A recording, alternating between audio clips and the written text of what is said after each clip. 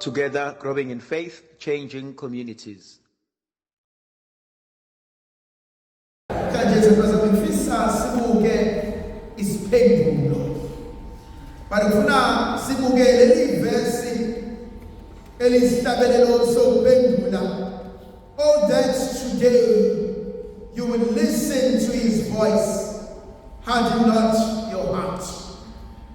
Kwangathi namhlanje bengalizwa izwi lakhe, ningazenzi bukhuni inhliziyo zenu. Gama lokuqala emfisa ukulubuka ilele lithi kwangathi namhlanje bewungalizwa. Oh, that today you would listen. Ngifisa ukuhlala kule nkonzo yokulalela. Ngifisa ukuhlala kule nkonzo to position oneself ukuzukwazi ukuzwa maqedana ulalele ukuthi bathini njengamanje. Lithi izwi likaNkulunkulu ngelinye ilanga uSamuel uthelele endaweni kaNkulunkulu ebesezwe izwi limmemeza. Agijime njengejwayelo ayokhuluma nompristi omkhulu athi sengifikile, athi angimizanga. Siyayazi indaba ukuthi uza kuye kube kathathu ebesethi yena wathi khuluma Nkosi, inceke yakho iyezwa. Khuluma Nkosi, inceke yakho ilalele. Ngifuna ukukhuluma namhlanje about the gift, the spirit of listening. Sekudinga inkonzo yokulalela. Lalelani isho njalo Apostle Paul uthone indlebe bakezwe lokhu umoya akushoyo emabandleni. Kwafika isikhathi kunemfunge emnyango, kwafika isikhathi kunomsindo, kwafika isikhathi kuyaphithizela, kwafika isikhathi kunengcokozelo, kodwa besibadinga abantu abakwazi ukulalela. Khona lento engiyithanda ngesintu, ukulalela umsindo weqeke. Kwenzakalani kulabadala asekhaya? Kodwa ukulalela umuntu ophambi kwakho, inkonzo yokulalela oxokozelayo enhliziyweni yakhe, kodwa ukulalela okubisana naye ngaphakathi kuyena, inkonzo yokulalela. Not what akusho ngomlomo, kodwa uphuma ey'nyembezini zakhe. Khona omunye umuntu ombuza ukuthi unjani, athi ngiyaphila. Athi hayibo unjani sibanibani? Athi hayibo ngithe ngiyaphila. Athi hayibo unjani? Ngifike ngithe ngiyaphila. And you soon realize you're not okay. Khona inkonzo yokulalela. Thina namhlanje uNkulunkulu kube namhlanje beniyawulalela. Khona lesipho uNkulunkulu ecela siphe sona, inkonzo yokubheka nokulalela. Not because ngempendulo, not because ngifuna ukucorrecta, not because ngiyazi ukhuluma ngani, kodwa ukulalela because I need to listen. I'm not sure if you've ever been in an experience la uthi khona, I so wish you could listen. Khona omunye umuntu you realize you don't get me, you don't understand. Awungizwa. Yes, but I'm sure lokho nakhe ngishoyo. Khona lesipho uNkulunkulu asinika sona, awulaleli ngamadlebe nje kuphela, but you listen with your whole body. You are attentive to my pain. You are attentive to my suffering. You are attentive to what I'm going through. You are attentive even nangengatshelanga yona, kodwa emfisayo ukuthi uyazi.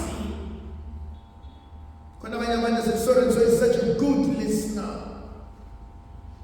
Because uma sengihleli naye, I feel ukuthi you understand me. I feel ukuthi you get me. I feel ukuthi angishoyo uyakuzwa. And sometimes asifuna abantu ukuthi bavumelane nathi, but at least get me, understand where I'm coming from. So njalo Jesu namhlanje, if only today you would listen. Yazi ngiyayibuza ukuthi mingaki imishado engabe namhlanje sakhona. Khona omunye umuntu omhlanisa manje uthela sikhulume sithando sami, yazi into engangiphathi kahle nokuthi abantwana aphume athathe isikhuma sakhe angene emotweni aphuma hambe. Khona omunye umuntu ozokhuluma naye abantwana aphenduke athathe ifoni atofoze ifoni ayikhulumele. Khona omunye umuntu ozokhuluma naye abantwana abuke ngathi usilima, and you say to yourself, if only you would listen. That's all I want. I don't want to change your mind.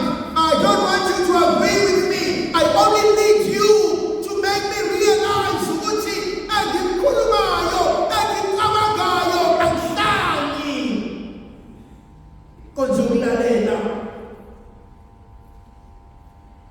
Imagine how life would have been njengabazali fusikwazi ukulalela abantwana bethu. Kwesinye isikhathi ingane zethu ayikwazi ukukhuluma nathi. Izinto engabe zikhuluma nathi zikhuluma ko-anti. Izinto engabe zikhuluma nathi zikhuluma kwabantu emnyango. Izinto engabe bayikhuluma nathi bayikhuluma nontanga babo. And you start asking them, but why? And why? Because you are never there. Because Dad, you're not ready to listen. You always have an opinion. As I told you, I don't want an answer. I don't want an opinion. I just want you to listen.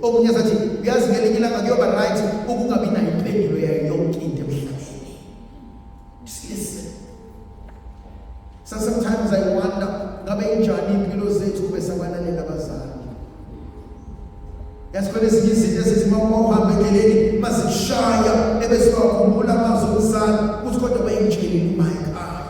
kodwa wayishila ubaba, kodwa wayenguzile ugogo.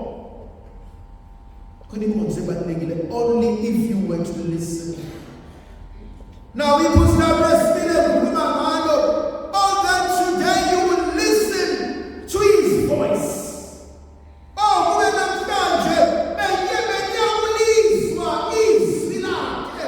Ajobhala kahle athi bhekizwi lomemeza yehlane. Khona inkonzo uNkulunkulu ayivusayo engqondweni yami ukuthi izwi likabani elintenteneza emadlebeni akho. Izwi likabani elilawula impilo yami. Izwi likabani elilawula umndeni wami. Izwi likabani elilawula umshado wami. Izwi likabani elicontrola leli khaya.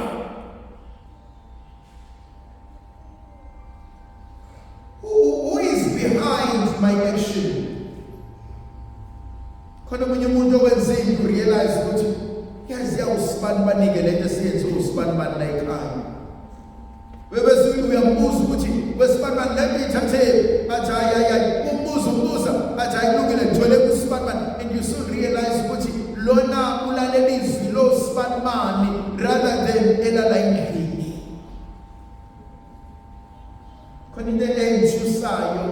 We are very careful about izinto esidlayo. But what feeds your mind? What feeds your thinking? Yini efundayo? Yini ephilisayo? Yini ekwenza ube ngcono? Yini ekwenza uhluke? Yini ekwenza ukhule? Yamana kwesinye isikhathi khona abanye abantu abasipenda isikhathi ku-social media, baba busy nama-TikToks, babuka ama-statuses nama-uploads abantu, and there's nothing wrong with that sometimes, because some of the things you find on social media are very educational, some of the things are thought-provoking, but some of them are junk.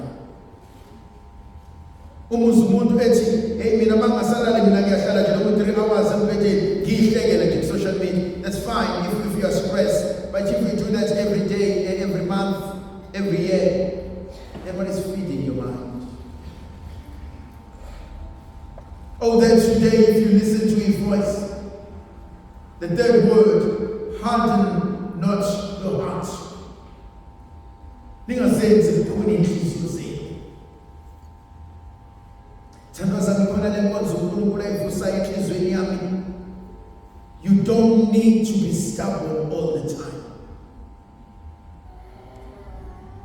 Awudingi ukuba nenhliziyo ebophayo. Awudingi inkani ngaso sonke isikhathi. Khona ezinye izinto ezingayidingi inkani, khona ezinye izinto engadingi impendulo yakho, khona ezinye izinto engadingi ukuba uyi-entertain, khona izinto okumele uzizibe. Part of our growth says you must choose which battle to fight and when to walk away. Awukwazi ukubona iy'ngane zakho ziphuma la emgaqweni ziyalwa nawe ubaba umama uyaphuma uyolwa nengane na-13 na-14 iziginqe phansi ingane. Akuyona yakho leyo mpilo. Awukwazi ukuba ngaphandle iy'ngane ziyathukana nawe umdala ubhizi uthukana ney'ngane ey'ncane. Awuboni ukuthi le nto ikwehlisa isithunzi. Khona izinto empilweni ekumele sifunde ukuthi lena-ke ayingidingi, lena-ke angidingi ukuba ngize ngibe nenkani ngihlale kuyona. Athi ungayenzi kukhona inhliziyo. Kwesinye isikhathi iy'thandwa zami khona le nkonzo ebalulekile yokwamukela uma ngisekutheni. Akufunakali uma khona iphutha engilenzile ebese ngiyasondela ngithi mina hayi ngiyaxolisa ukuthi nokuthi ukuthi njena usihle akakwenzanga ukuthi. Akufunakali mama ngisephutheni bese ngithi mina uyazi-ke njengoba manje engekho lana ngibabusisi ngoba iy'khonza izowafaka kanjani iy'khonza amanzi ngingayivulelanga. Part of growing up means I must admit when I'm wrong. Ayikho lento yokuthi ngiyindoda mina angitshelwe unkosikazi. Ayikho lento yokuthi ngimdala mina angitshelwe ingane. Ayikho lento yokuthi as long as you live under my house, under my roof, uzokwenza lento ekubulalayo nekulimazayo. Khona inkonzo ebalulekile. Asikho isidingo sokuqinisa ikhanda nalapho kungafanele khona. Njengoba sizwe la nathi siphose sivikele sikhanyise imisinika abadla ngoyise lendodana nomoya ogcweleyo. Amen.